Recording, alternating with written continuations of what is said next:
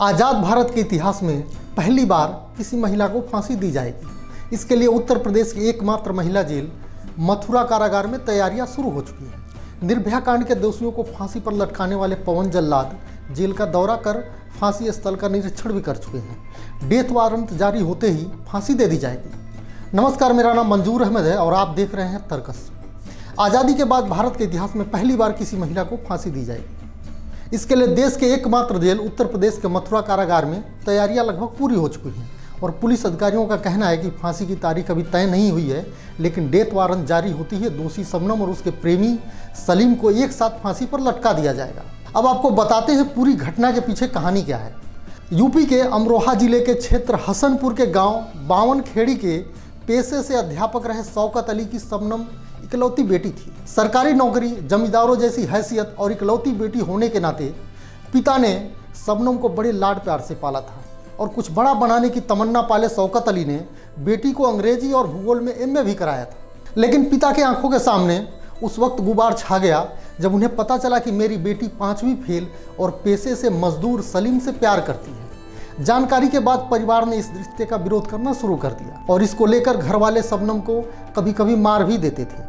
लेकिन फिर घर वालों की परवाह किए बिना शबनम गाहे बगाहे अपने प्रेमी सलीम से मिल लिया भी करती थी। लेकिन घर वालों को जब शबनम और सलीम के दोबारा मिलने की बात पता चली तो उन्होंने शबनम को कैदी की तरह घर में बंद कर दिया।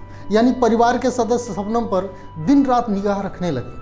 परिवार की दिन रात निगरानी से बचने के लिए शबनम और सलीम ने एक तोड़ निकाल लिया और तोड़ यह था कि शबनम खाने के समय परिवार वालों को हल्का नशा दे देती थी, जिसके बाद वो गहरी नींद में सो जाते थे और फिर वह छत के रास्ते सलीम से आसानी से मिल लेती थी। लेकिन नशा तो नशा है, इससे परिवार का मुंह कब तक बंद करा सकते हैं। कहते हैं कि प्यार अंधा होता है और फिर प्यार के नशे में होशो हवास खो बैठे सलीम और शबनम ने घर वालों को रास्ते से हटाने के लिए जो योजना बनाई वह लोगों को रूह कपकपा देने वाली थी।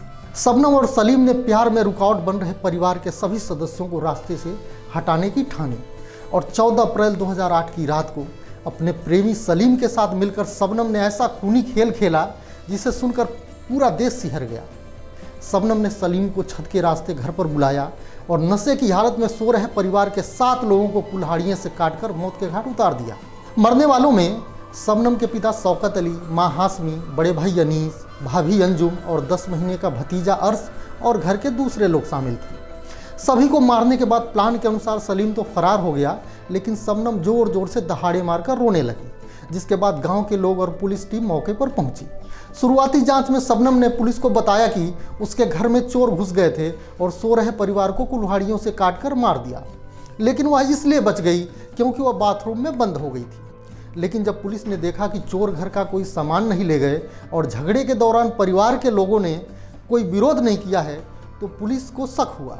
और फिर मेडिकल रिपोर्ट आने के बाद जब खाने में नशे की बात सामने आई तो शबनम पर पुलिस का शक गहरा गया और जब पुलिस ने कड़ाई से पूछताछ की तो शबनम टूट गई और उसने सारे राज उगल दिए। इस बारे में निचली अदालत से लेकर दूसरी सभी अदालतों ने मौत की सज़ा सुनाई और सज़ा को सुप्रीम कोर्ट ने भी बरकरार रखा। साथ ही राष्ट्रपति रामनाथ कोविंद ने भी शबनम और सलीम की ओर से दाखिल दया याचिका को खारिज कर दिया। ऐसे में इन दोनों का फांसी पर लटकना तय माना जा रहा है।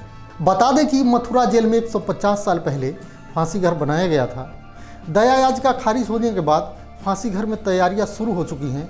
निर्भया के दोषियों को फांसी पर लटकाने वाले पवन जल्लाद फांसी घर का अब तक 2 बार निरीक्षण भी कर चुके हैं।